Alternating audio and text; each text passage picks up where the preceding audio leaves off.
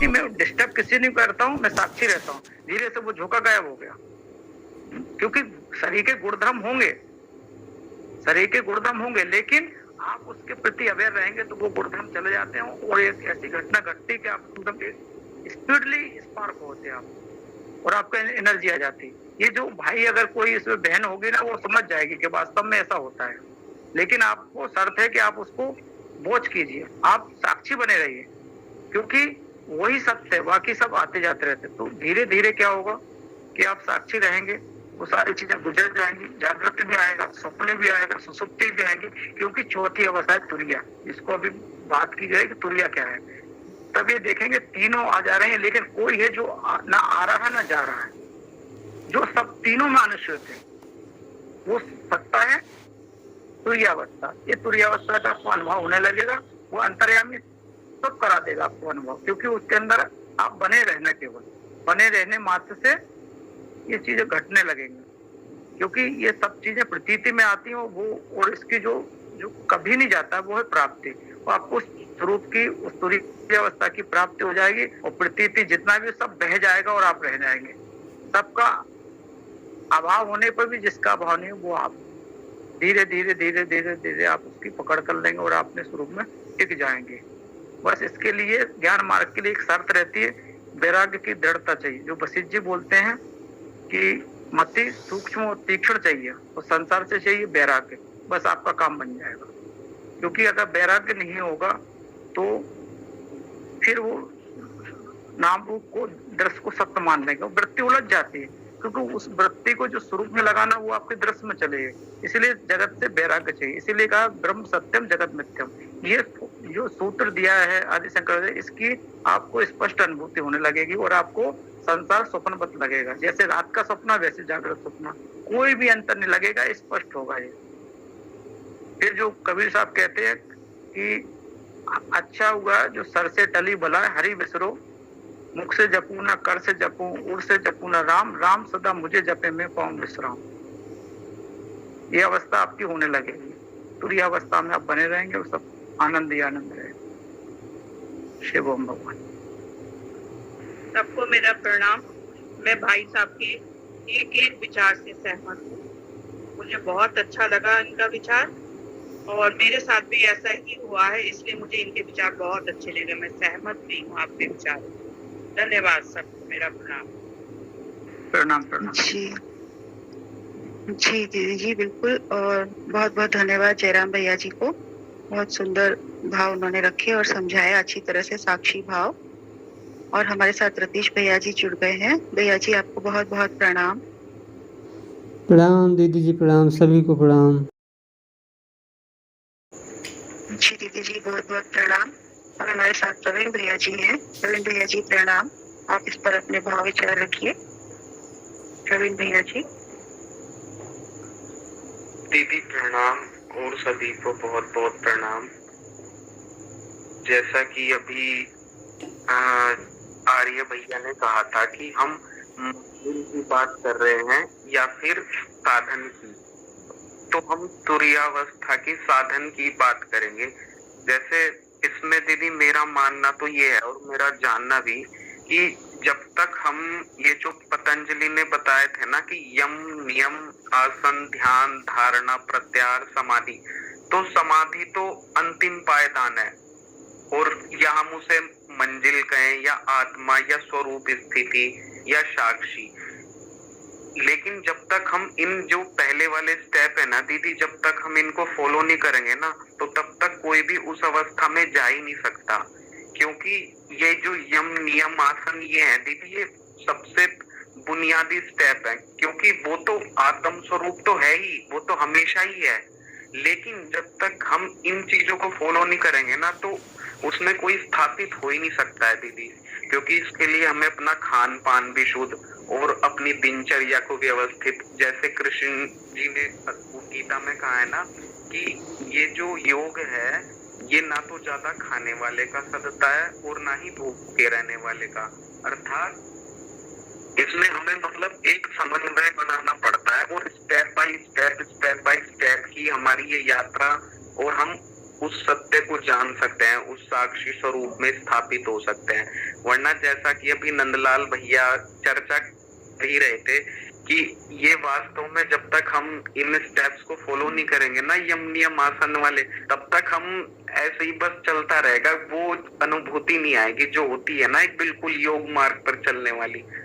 तो मेरा तो दीदी खुद का यही अनुभव है कि आत्म स्वरूप तो हमेशा ही है, वो तो है ही, लेकिन हमें मंजिल पर पहुंचने के लिए इन सबको साधन बनाना ही पड़ेगा। यम नियम इनको मतलब फॉलो करना ही पड़ेगा, उसके बिना हम उसमें स्थापित ही नहीं हो सकते हैं। धन्यवाद दीदी। जी भैया जी, बहुत बहुत धन्यवाद। बिल्कुल हमें स्टेप बाय स्टेप चलना होगा आध्यात्मिक जीवन में, जिससे कि हम उस ऊंचाई तक पहुंच सकें। बहुत बहुत धन्यवाद आपको। और हमारे साथ हैं कमलेश भैया जी। कमलेश भैया जी, बहुत बहुत प्रणाम। आप इस पर अपने भाव व्यक्त कीजिए।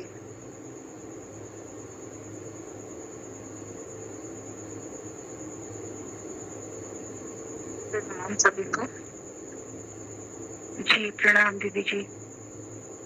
हाँ, मैं इसमें ये कहना चाहती हूँ कि तुरीय अवस्था के बारे में तो मुझे इतना नहीं पता कि जो मेरी अवस्था है, जैसे आर्य जी ने बताया है, तो मेरी कुछ अवस्था ऐसी काफी मिलती जुलती है, तो इसको तुरिया कहते हैं। ये साक्षी भाव में रहते हैं। तो और एक बात मुझे ये भी पूछनी है कि अब एग्जैक्ट मुझे पूछनी नहीं आ रही है।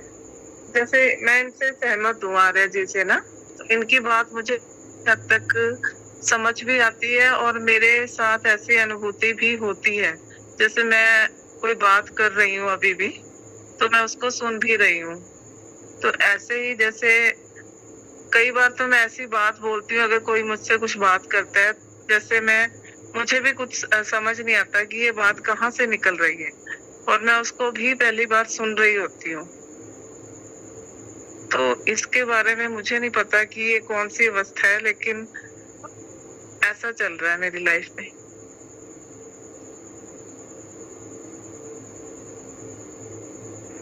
अगर कोई इसमें थोड़ा सा मुझे गाइड कर सकता है या बता सकता है कि सही जा रही हूँ या क्या है। और एक बात और पूछनी है कि इसमें अगर हम हर समय साक्षी भाव में रहते हैं, तो क्या ध्यान का मुझे रहता है डाउट कि हमें ध्यान भी रेगुलर करना चाहिए, जैसे कि मैं पहले करती थी बहुत ध्यान, कि ये उसका फल है कि अभी भी ध्यान कंटिन्यू करना है मुझे। इसके बारे में मुझे थोड़ा सा जानना था। इसके बारे में जो भी अपने विचार रखना चाहें, जयराम भैया जी, दिवाकर भैया जी या कोई भी, तो आप कृपया इनको बताएं। आपका बहुत बहुत स्वागत है। आचार्य प्रवीणनाथ जी, हेलो गुरुजी, प्रणाम। आप हाँ जी प्रणाम जी। थोड़ा मार्गदर्शन कीजिए बहन जी का। जी क्या प्रश्न था? इनका प्रश्न ये है कि साक्षी भाव में रह रही हूँ तो क्या ध्यान करना जरूरी है?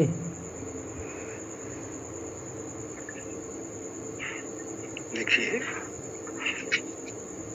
साक्षी भाव जब कोई भी रहता है, ये भी तो गुण ही तो है।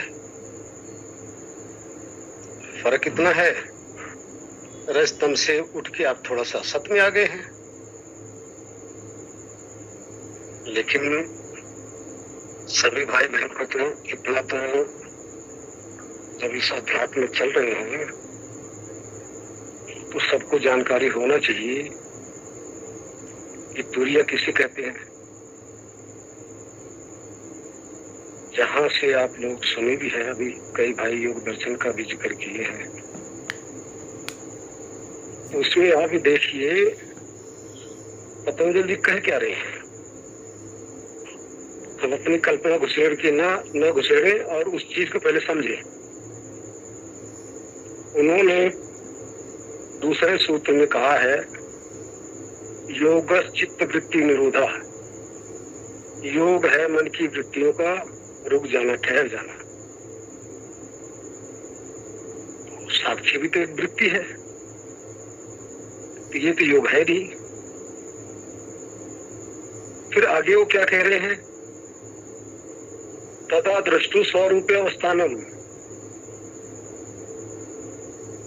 जब तक वृत्तियां हमारी रुकी हुई है या रुकी नहीं है, चाहे सत हो चाहे रज हो चाहे तम हो, ये वृत्तियां ही है।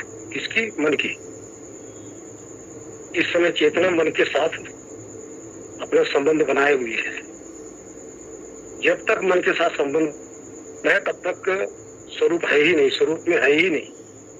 तो जब आगे कह रहे हैं तदा दृष्टु स्वरूपे अवस्थानम, जब वृत्तियां ठहर जाती है, वृत्तियों का काम समाप्त हो जाता है, तब ही ये जो दृष्टा आत्मा है अपने स्वरूप में स्थित होता है, अवस्थित हो ठहरता है।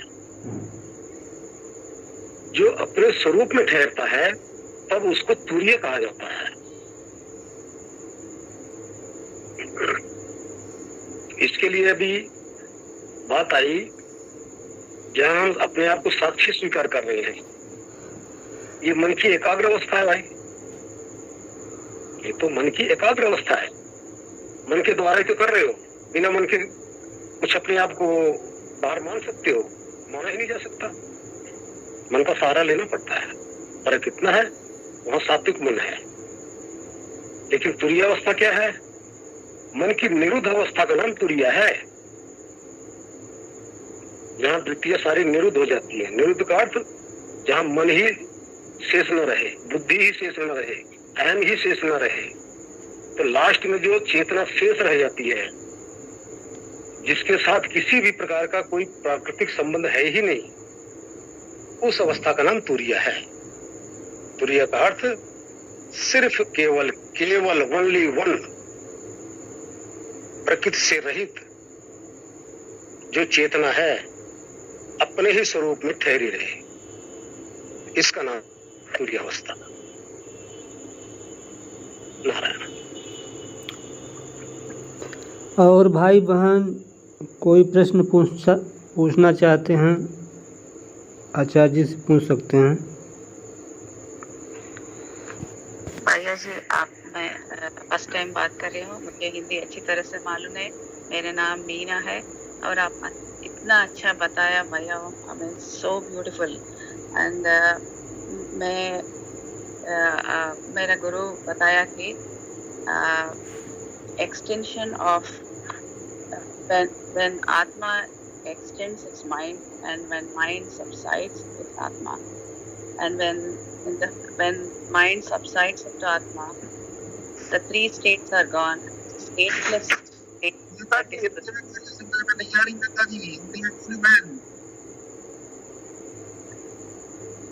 I'm sorry? वो इंग्लिश विदेश से हैं, वो फॉरेनर हैं, लेकिन हिंदी में आते हो।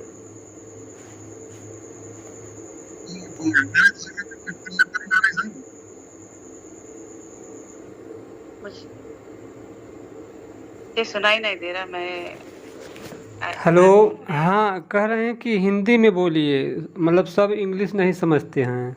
अच्छा, वही मुझे हिंदी अच्छी तरह से मालूम है, मगर ये आत्मा और माइंड मन इज एक्सटेंशन ऑफ आत्मा।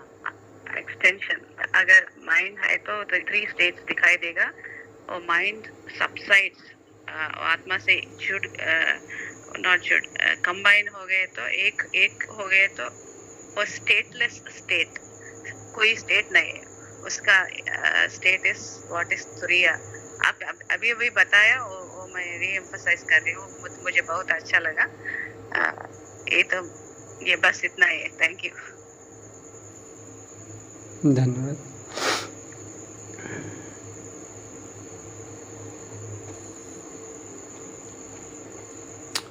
हाँ शालिनी दीदी जी आगे बढ़िए। जी भैया जी, जी भैया जी। हाँ। मीना दीदी जी ने बोला कि जो आचार्य जी ने बोला वो बोलना चाह रहे थे कि जब अमन अवस्था हो जाती है मन के ऊपर, तब वो केवल आत्मा रहती है, तभी तुरीय अवस्था है। उनके आचार्य जी ने भी उनको यही बताया है।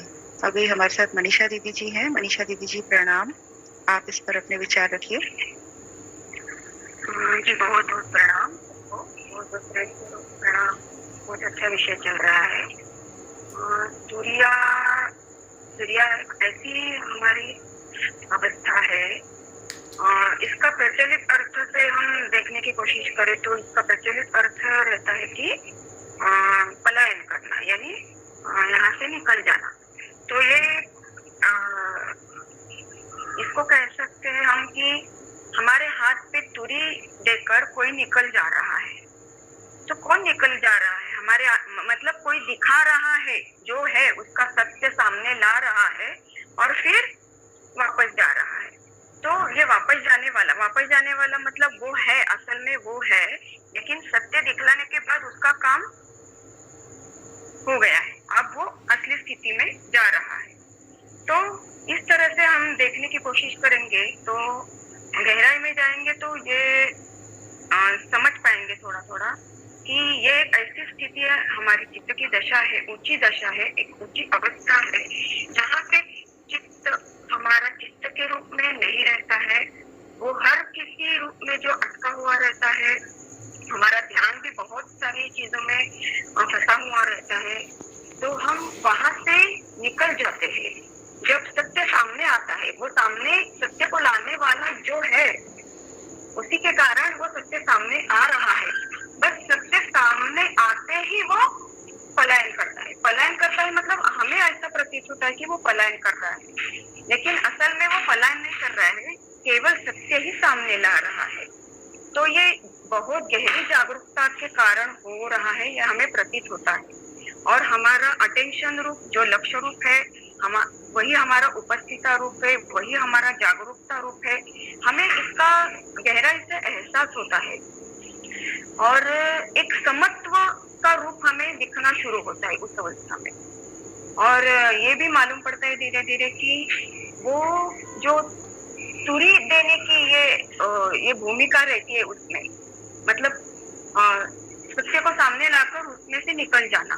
तो ये होने के बाद हम उस सत्य में ही धीरे धीरे होने लगते हैं। और जैसे कि हमारे सामने अंधेरा है और जब उजाला आ जाए तो अंधेरा का साम्राज्य तो नहीं रहता है बिल्कुल वहाँ। इस तरह की वो एक दशा रहती है। ज्ञान तो उसी ज्ञान ने ही अज्ञान को ज्ञानी बना दिया। अज्ञान का वास्तव रूप में रूप नहीं है, अस्तित्व ही नहीं है अज्ञान का। तो ज्ञान ही ज्ञान सब जगह है, तो वो ज्ञान ही ज्ञान हमें मालूम पड़ता है, समझ में आता है उस अवस्था में। वो तो अज्ञान में अटका हुआ जो हमारा लक्ष्य रूप है, वो ज्ञान स्वरूप में आके पहुंच जाता है।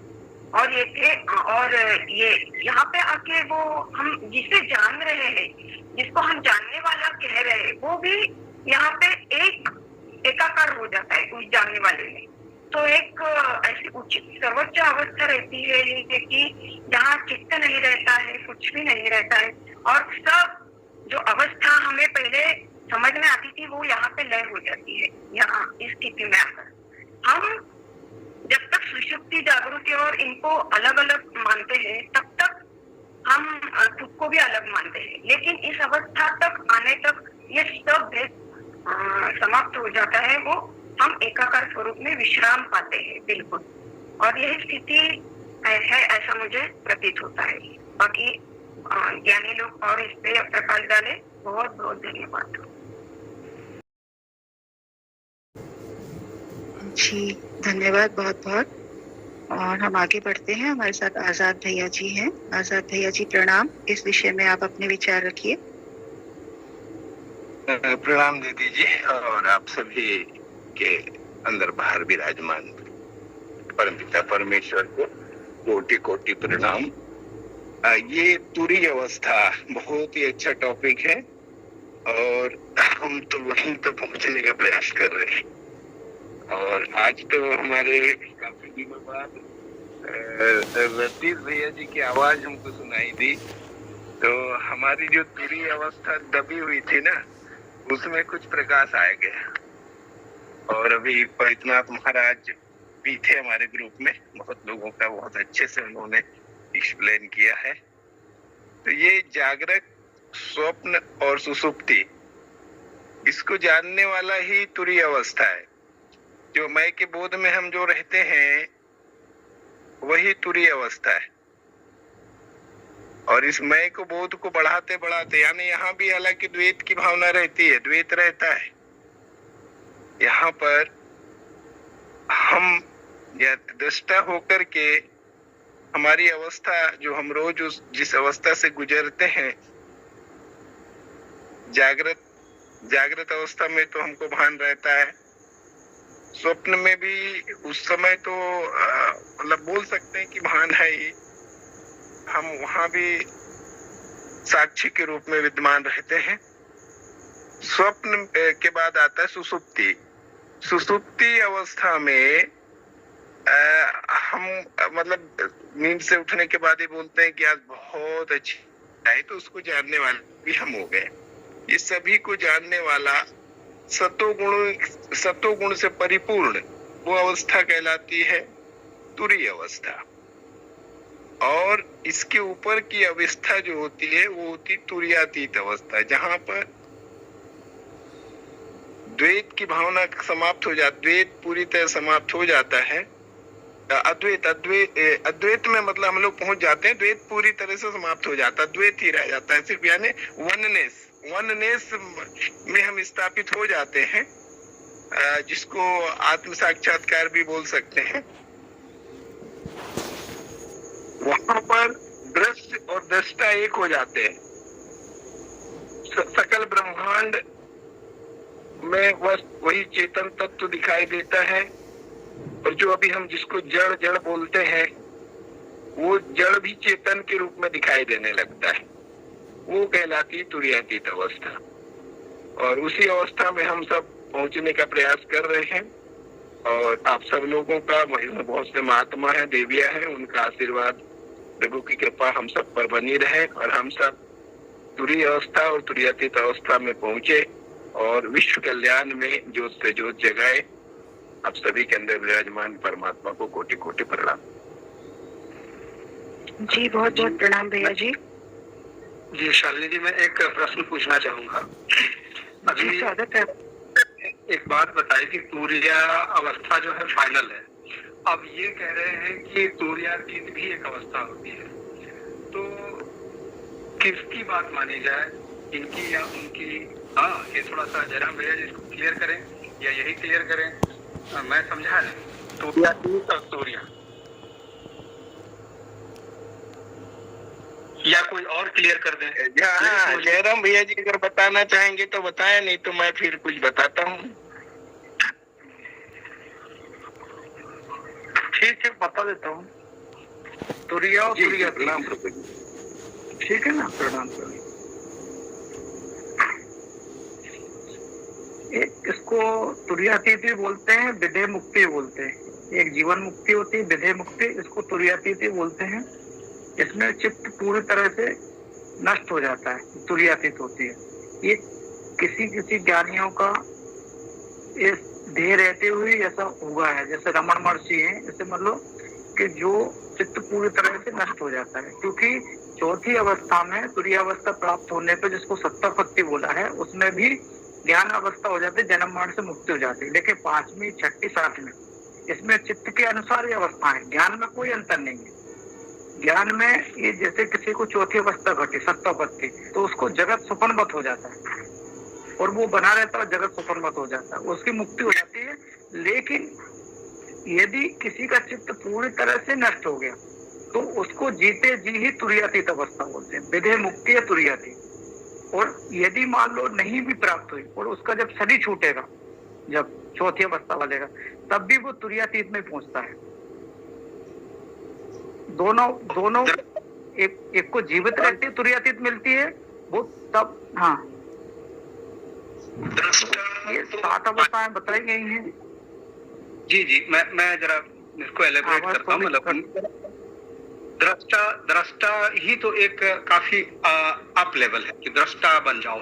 दृष्टा के ऊपर हुआ तूर्या, कि जो कि दृष्टा का भी दृष्टा है, और तूर्या के ऊपर भी है तुरीयातीत को साक्षी। चलो साक्षी के बाद तूर्या में साक्षी को भी कोई देख रहा है, तो साक्षी को देखने वाली अवस्था है, उस अवस्था के ऊपर की भी एक अवस्था है जिसको तुरीयातीत आप कह रहे हैं, isn't it?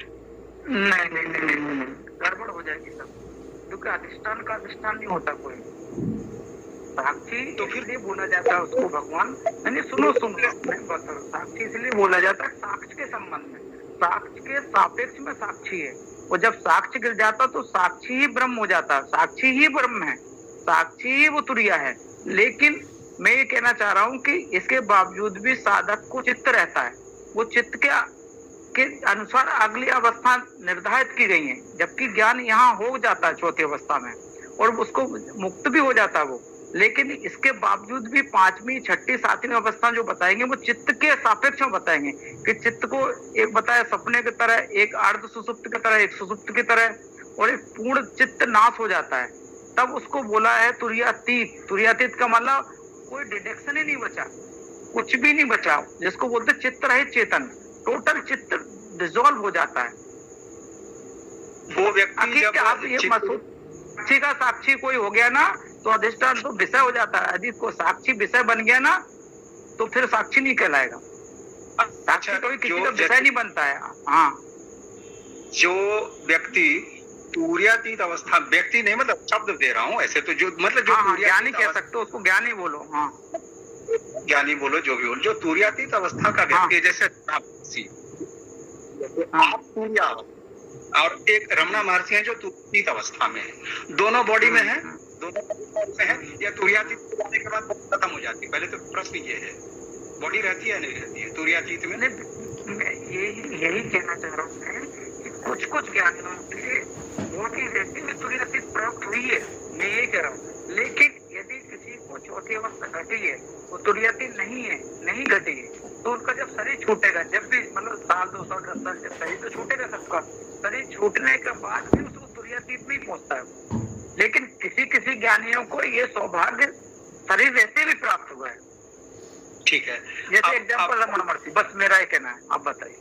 अब मैं ये बता रहा हूँ, जो तुर्या अवस्था में जो व्यक्तित्व पहुंचा, जो ज्ञानी पहुंचा, वो जब व्यक्ति के फॉर्म में ऑपरेट करेगा तो वो कैसे करेगा, और जो तुर्यातीत अवस्था में पहुंचा वो जब व्यक्तित्व के रूप में फॉर्म करेगा, ऑपरेट करेगा, तो कैसे करेगा? आप समझे मेरा प्रश्न? ठीक, समझ गया। नहीं, एक आपका मतलब तुरिया में यदि पहुंचा है कोई, तो वो जगत में रहते हुए ऑपरेट कैसे करेगा, वो तुर्यातीत में कैसे ऑपरेट करेगा, यही थी ना? हाँ, या दोनों में कोई डिफरेंस ही नहीं, बस मैं यही नहीं मैं बताता हूँ, थोड़ा सा कोशिश की गई है इसमें कि जो तुरिया वाला ज्ञानी है, तुरिया वाले में उसको जगत स्वप्नवत रहता है। मतलब जैसे जगत को वो जो जैसे सपने में अपन देखते हैं ना कि स्वप्न चल रहा है, लेकिन जागने पर पता लगता है कि ये स्वप्न है, ठीक है? और ज्ञानी को ये पूरा जागृत स्वप्न हो जाता है, पूरा जागृत स्वप्न हो जाता है, ये तुरिया में रहता है, उसको कोई भी प्रॉब्लम नहीं आती, वो अपने में बना रहता है और चलता रहता है। अगर उसको पिंच होएंगे, एक तुर्यातीत अवस्था का व्यक्ति है, उसको पिंच को नहीं, वो एक तुरिया छठी अवस्था में तो ये भी घटना बताई गई है कि वो कुछ भी डिटेक्शन नहीं कर पाता। जैसे रामकृष्ण परमहंस थे ना, कोई उनकी लंगोटी लगाता था तो कुछ ही पता नहीं रहता था। एक 2 मिनट आपकी। हेलो, प्रणाम भैया। जी प्रणाम प्रणाम। हाँ, आपने बहुत अच्छा क्वेश्चन किया है आपने, है ना? पहले तुरिया अवस्था समझ लेते हैं, और हम लोग ने समझ लिया वो जागृत क्या है, स्वप्न क्या है, सुसुप्ति क्या है, वहां तक तो विचार थमने तक सुसुप्ति है। और तुरिया अवस्था ये है, हम लोग का जो नींद का अवस्था है वही तुरिया अवस्था है, उसमें मन नहीं होती, दैट मीन्स थॉटलेस अवस्था तुरिया अवस्था है। समझ में आ गया? तुरिया अवस्था थॉटलेस, पूरा नींद में जैसे हैं हम, नींद में विचार नहीं है, मन नहीं है, सपना भी नहीं है, कुछ भी नहीं है। वो अवस्था सच्चिदानंद में जब कर्मठ हो जाती है, जब दर्शन हो जाती है, तब वो इस जगत में काम करने के लिए आ जाता है, शरीर में आ जाता है, तब उसको तुर्यातीत अवस्था कहते हैं। जैसे हम लोग जीते हैं वो भी इसी तरीका से ही जीता है संसार में, बस उसका नजरिया और दृष्टिकोण फर्क रहता है, इतना सा ही बात है। धन्यवाद। नजरिया और दृष्टिकोण तो फिर माइंड के लेवल पे बात हो गई ना। हाँ जी, नजरिया और दृष्टिकोण आपने बोला, तो नजरिया और दृष्टि माइंड के लेवल पे बात हो गई ना। माइंड की लेवल, हाँ, उसकी पूरी चेंज हो जाती है। जैसे संसार के लोग अनेक की ओर देखते हैं, एक ही वस्तु के लिए बहुत डिफिनेशन देते हैं, लेकिन वो समष्टि की ओर से देखता है, वो एक की ओर नहीं देखता, मतलब अनेक की ओर नहीं देखता, वो एक की ओर देखता है। उसका ना समष्टि देखता है, उसका पहला समष्टि देखता है, उसके बाद खंडन खंडन खंडन। जैसे बीबी आगे है, बीबी से बात करना पड़ा तो उसको पहले ना उसको आत्मा के बाद उसका बॉडी दिखता है, मांसपेशियां, उसके बाद एक स्त्रियां दिखती है, उसके बाद ये मेरी पत्नी है, उसके बाद वो करते हैं, इस तरह से आता है।